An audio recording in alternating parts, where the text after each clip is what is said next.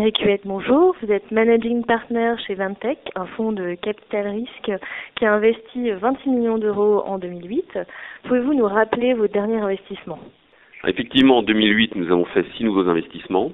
Nous avons fait 2 investissements dans la musique. La musique est un de nos domaines de prédilection parce que c'est un marché qui est à la fois en plein chaos et qui reste très important. La musique représente 90 milliards de dollars. Nous avons fait 2 investissements dans les nouveaux médias, donc premièrement Webedia, qui fait le magazine Pure People, donc qui est devenu en quelques mois le 5e site français, et puis dans une société qui s'appelle Woman Journal, qui est en Russie, et c'est un web magazine qui s'adresse aux femmes. Le marché russe est un marché très intéressant. Nous avons également fait donc un investissement dans le logiciel, une société qui s'appelle Augure et qui fait de la gestion marketing pour grandes entreprises. Et enfin, nous avons fait un investissement en biotechnologie, donc dans la recherche de molécules.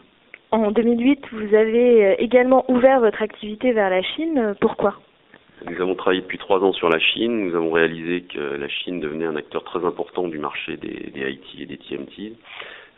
Donc même si les États-Unis restent quand même un acteur important, en fait, il y a un marché intérieur énorme. Il y a une classe moyenne de 200 millions de personnes, il y a 650 millions de téléphones mobiles, plus d'internautes en Chine qu'aux États-Unis, il y en a à peu près 300 millions. Donc ce marché intérieur, en fait que beaucoup de jeunes startups se montent là-bas avec un grand succès. Et les modèles originaux de ces startups nous ont tout de suite intéressés. Et vous avez donc choisi un partenaire pour investir en Chine?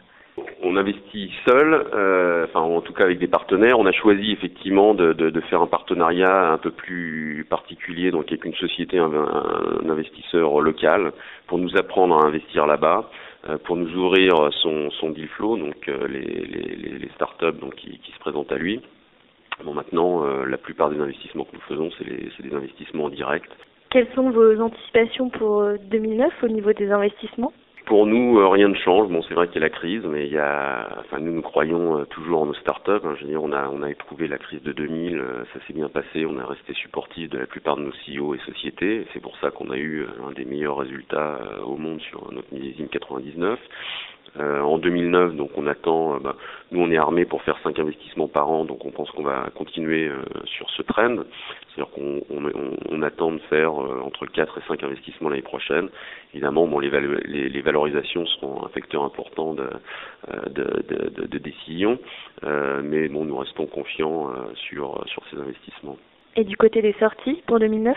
Nous n'attendons aucune sortie pour le 2009 et nous n'attendons pas spécialement de sortie sur 2010. On est en train de construire un portefeuille. On pense que les sociétés dans lesquelles on a investi ont énormément de potentiel. Avec la crise, je pense qu'on n'aura pas forcément beaucoup d'opportunités de sortie. Et puis, si elles se présentent, on verra si on les prend ou pas. En tout cas, c'est ce qui est sûr, c'est que nous ne braderons pas nos sociétés. Donc, on attendra la fin de la crise pour montrer à tous que nos sociétés sont successful. Eric Huette, merci.